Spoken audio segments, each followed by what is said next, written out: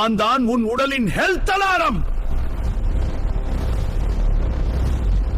என்ன பார்த்தாலே ஒரு ரத்த சத்து தெரியும்னு தெரியுமா?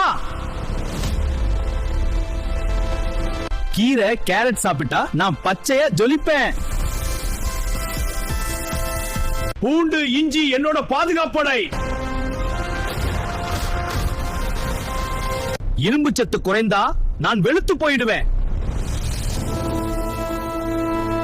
வாழைப்பழம் முலாம்பழம் எனக்கு மென்மையான ஊட்டச்சத்து.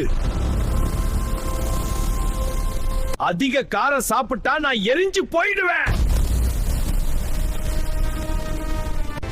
தயிர் இல்லைன்னா நல்ல பாக்டீரியா குறையும். நாக்கு சுத்தம் பண்றியா தினமும்?